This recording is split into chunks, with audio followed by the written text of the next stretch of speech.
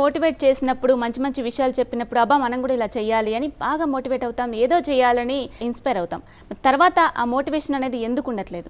Students మోటివేషన్లో రెండు రకాలు. ఒకటి ఏంటంటే motivation out of competition, motivation out of competence.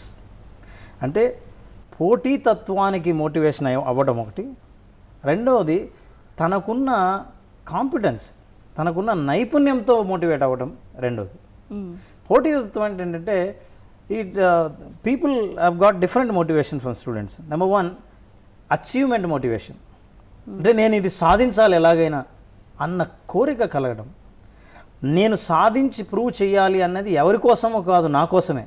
ఇది నేను ఇష్టపడి చేస్తున్నాను. అందుకే మనం కష్టపడి చదవడం కాదు, ఇష్టపడి చదవడం అంటారు. ఇష్టపడడం అంటే ఏంటంటే మీరు స్వయం ప్రేరణ, మీకు చెయ్యాలని అనిపించి మీరు చేయాలి.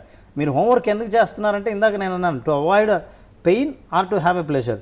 ఎందుకు చేస్తున్నానంటే టీచర్ కొడుతుంది కాబట్టి. నేను ఇప్పుడు ఈ ప్రాజెక్ట్ ఎందుకు కంప్లీట్ చేస్తున్నానంటే మిగతా వాళ్ళందరూ చేసి ఉంటారు, నేను చేయకపోతే బాగుండదు కాబట్టి. ఇదంతా తన కోసం చేయడం కాదు, నేను చెయ్యాలి కాబట్టి కాదు, మిగతా వాళ్ళు ఏమనుకుంటారో ఆ పనిష్మెంట్ నుంచి తప్పించుకోవడానికి ఇలాంటి కారణాల వల్ల మోటివేట్ అయినప్పుడు ఆ మోటివేషన్ శాశ్వతంగా ఉండదు. అందుకే మొదటి మోటివేషన్ నేను ఇందాక చెప్పినట్టు అచీవ్మెంట్ మోటివేషన్. అచీవ్మెంట్ మోటివేషన్ అంటే సాధించాలన్న కోరిక, తపన, తపస్సు ఉన్న స్టూడెంట్స్ సాధించేటప్పుడు దాన్ని అచీవ్మెంట్ మోటివేషన్ అంటారు. The second motivation is a motivation for society. మా బంధువుల్లో అందరూ డాక్టర్లే, వీళ్ళందరూ అమెరికాకి వెళ్ళారు, వీళ్ళందరూ బాగా సంపాదించారు కాబట్టి నేను కూడా చదవాలి, నేను ఎలాగైనా సరే అక్కడ సీట్లు సంపాదించాలి. వీళ్ళందరూ ఈ కాలేజీలో చదువుతుంటే నేను ఆ కాలేజీలో చదివితే అవమానం కాబట్టి నేను ఈ కాలే అంటే సొసైటీ ఉన్న పరిస్థితులు మోటివేట్ చేస్తాయి వీళ్ళని. అంటే ఆ కండిషన్స్ చూసి వీళ్ళు మోటివేట్ అవుతారు. ఒరిజినల్గా వీళ్ళకి ఆ కోరిక ఉండదు. అందరి ముందు అవమానం కాబట్టి నేను ఈ పని చేయాలి. ఇది society motivation for society. And third is the motivation for a promised incentives. అంటే నాకు ఈ ప్రయోజనం గ్యారంటీగా వస్తుంది అనుకున్నప్పుడు మాత్రమే చేసే పను. నువ్వు స్కూల్కి వెళ్తే నేను చాక్లెట్ ఇస్తాను. సో నేను స్కూల్కి ఎందుకు వెళ్తున్నా? చాక్లెట్ కోసం, స్కూల్కి వెళ్ళడం కోసంగా. స్కూల్కి వెళ్ళాలన్న కోరిక నాది కాదు, అమ్మది. సో నేను ఎందుకు వెళ్తున్నా? మరి చాక్లెట్ వస్తుంది కాబట్టి.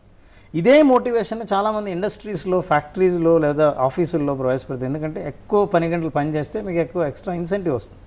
So that is also a motivation for promised incentive. మీరు ఈ టార్గెట్ ఇంత రీచ్ అవుతే మీకు ఎక్స్ట్రా ఇన్కమ్ ఉంటుంది, ప్రామిస్డ్ ఇన్సెంటివ్. ఇట్లాంటివి ఏమైనా ఖచ్చితంగా నాకు ఇది వస్తుంది అని అనుకున్నప్పుడు చేసే పని. వీళ్ళకి అది రాకపోతే చేయరు. ఒకవేళ రావటంలో ఏమాత్రం తగ్గినా సరే దీని ఎక్స్పెక్టెన్స్ థియరీ అంటారు. అంటే నేను ఎంత రిటర్న్స్ ఎక్స్పెక్ట్ చేశానో అంతే రాకపోతే నాకు ఉండాల్సినంత మోటివేషన్ ఉండదు. The third is that motivation out of fear. భయం వల్ల మోటివేషన్. పనిష్మెంట్ నుంచి భయం, ఉద్యోగం పోతుందని భయం, ఏమో నేను ఇప్పుడు చేస్తున్న జాబు పోగొట్టుకుంటానేమో, నేను ఇంకోటి ప్రయత్నిస్తే అని భయం, నేను ఇంకో ఎగ్జామ్ రాస్తే అక్కడ ఫెయిల్ అవుతే అని భయం. ఇట్లాంటి భయం వల్ల చేసే పనులు అది motivation out of fear. So ఈ భయమే వీళ్ళని కొన్ని పనులు చేసేలా చేస్తుంది. ఎందుకు సిన్సియర్గా 9 o'clock కరెక్ట్గా ఆఫీస్కి వెళ్తున్నాం అని అంటే ఇంతకుముందే 2 ఉద్యోగాలు పోగొట్టుకున్నారు సరిగ్గా పని చేయకపోవడం, అందుకని నేను వెళ్తున్నాను. అదర్వైజ్ పొద్దునే లేచి అలవాటే నాకు లేదు అని అనుభవం ఉంటుంది. So out of fear. And the last is that motivation out of change. మార్పు. ప్రపంచం అంతా మారుతుంది, అందరూ కంప్యూటర్ నేర్చుకుంటున్నారు, నేను కంప్యూటర్ నేర్చుకోకపోతే నా జాబ్ ఉండదు. లేదా మార్పు. ఇంతకుముందు ఎప్పుడో ఒకసారి 60, 70%, 80% వస్తే చాలా స్టూడెంట్స్కి సీట్లు వచ్చేవి, అందరూ హ్యాపీ. ఫస్ట్ క్లాస్ అంటేనే 60% above they are very happy. Today 90% is very common. 95 నుంచి 94కి వస్తే it's a very serious issue. So ఈ చేంజ్కి అనుగుణంగా మనుషులు ఐ హ్యావ్ టు చేంజ్. ఈ మార్పును అర్థం చేసుకొని ఆ మార్పుకు అనుగుణంగా తను ఎప్పుడు మోటివేట్ అవుతాడో ఇట్ ఈస్ అగైన్. ఈ చేంజ్ లేదనుకోండి, ఫర్ ఎగ్జాంపుల్ నేను ఇంకో స్కూల్లో ఉన్నా, అక్కడ ఏం కాంపిటీషన్ లేదు, అక్కడ ఎవరు టీచర్లు పెద్ద ప్రెజర్ పెట్టట్లేదు, అక్కడ హోంవర్కే ఉండదు, ఇంకేముంది, నో మోటివేషన్. సో ఈ మోటివేషన్ అన్నిట్లో చాలామంది students motivated with the last 4 conditions. ఏంటి?